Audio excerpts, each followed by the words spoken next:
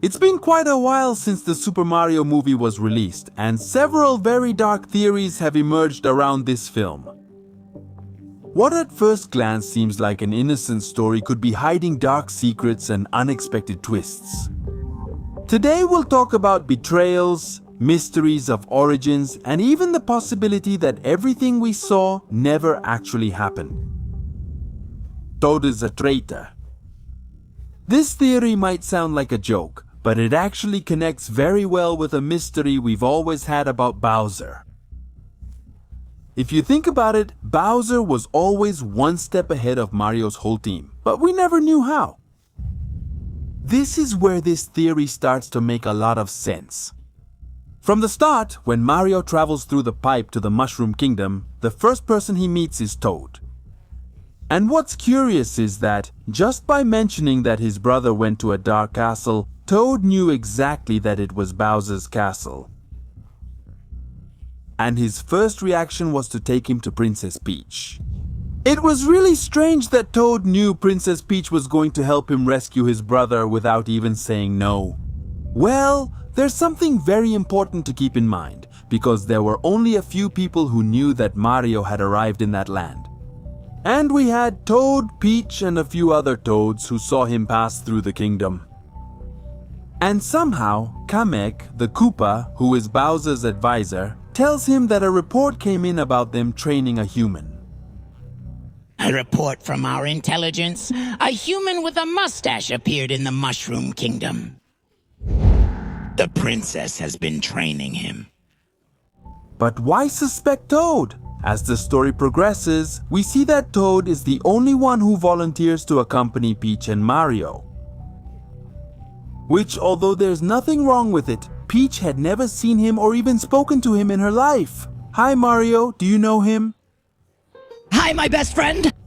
Well, actually, it could be that Toad does this with the intention of keeping a very close eye on Mario and Peach. But that's not all. Right when they ask Kong for help, Cranky shows Peach and the others a map of the kingdom. He already has an idea of the route Bowser will take on his ship. This is where they get the idea to take a shortcut to ambush them, and this shortcut is none other than the Rainbow Road. Cranky is the only one who knows about this path. No one else knows about it, not even Bowser. Because if he knew about its existence, obviously Bowser would have taken it before. But let's remember what happened in the movie. Bowser sends part of his army to stop them. How did he know they would go that way? Nobody knew about that shortcut. Well, guess who was present at the moment when they made the plan? That's right. Toad. Even when they set up the ambush, at no point do they try to hurt Toad. The only time he was in danger was because the track was starting to fall apart, not because they wanted to hurt him. All of this is reinforced at the end of the movie. And every time Bowser conquers a kingdom, every time he takes a part of the world, Bowser locks its inhabitants in cages deep within his castle. But this doesn't happen with the Mushroom Kingdom. He leaves everyone locked up except for one of them, Toad. So here's the question, why did Toad always want to stay close to Peach? Why, even though the whole kingdom wanted to escape, did Toad decide to stay? Is it really possible that Toad is actually a traitor? Mario's dream. This theory is probably one of the most unsettling of all, because it doesn't just change a single detail of the story. It changes absolutely everything we saw in the Super Mario movie. And what if the whole adventure we saw could have just been a dream Mario had? At first glance, it sounds like a pretty extreme idea. After all, in the movie we see Mario travel to another world, meet Princess Peach, face Bowser, and rescue Luigi. The core idea of this story is surprisingly similar to a detail that had already appeared before in the video game franchise. In Super Mario Bros. 2, one of the classic games, it turns out that the whole adventure ends up being revealed as just Mario's dream. At the end of the game, we see Mario sleeping while everything that happened in the story seems to have happened only in his mind. And that opens up a pretty curious possibility when we watch the movie. Because the Mushroom Kingdom that Mario finds seems to be built almost like a perfect fantasy for him. Well, his skills as a plumber become essential to saving that kingdom. Even the challenges he faces seem to reflect his own insecurities. At the beginning of the movie, Mario doubts himself. He doesn't know if he can really succeed, but in the Mushroom Kingdom he faces bigger and bigger challenges until he finally defeats Bowser and saves Luigi. All of this as if the journey were a representation of his desire to prove that he is indeed capable. Peach's arrival. Let's move on to a theory that involves Princess Peach. And the thing is, the first time we watched the Mario Bros. Movie, this detail doesn't seem that important. Because if you remember, in the scene where Peach tells Mario about her past, she reveals something quite strange.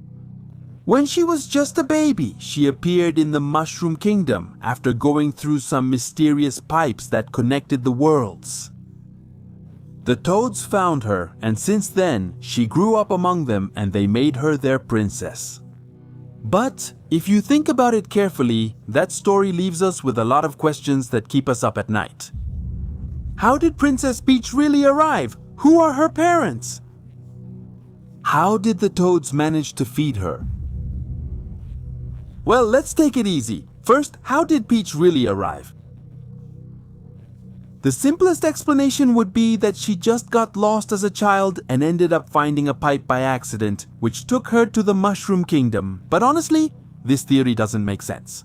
Because just think about it. When you're a child and you get lost, you practically panic because you can't find your parents. But when Peach appears in the Mushroom Kingdom, there are no parents. How could a little girl who just got lost? She doesn't cry, she's not scared, not even a little confused. In fact, the way they show her gives you the feeling that she simply arrived.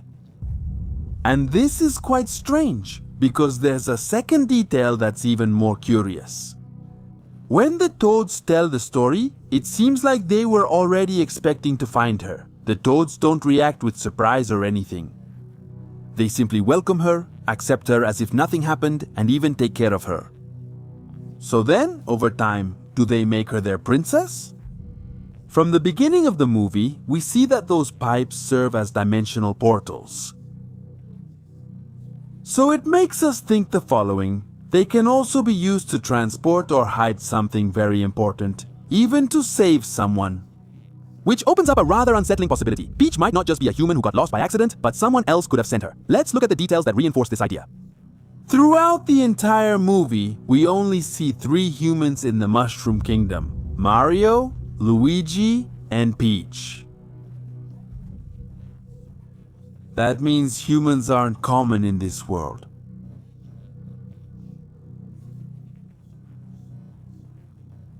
Which makes it even stranger that a human girl suddenly appeared there and eventually became the ruler of the kingdom.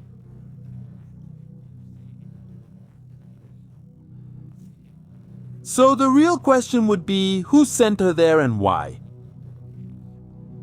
It was possibly her own parents. They probably already knew that was her destiny, and that's why we don't see her scared when she arrives with the Toads.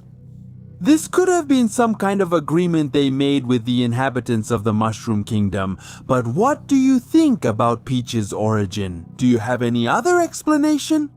Well, friends, which of these theories do you think is more likely? If you have any others, leave them in the comments.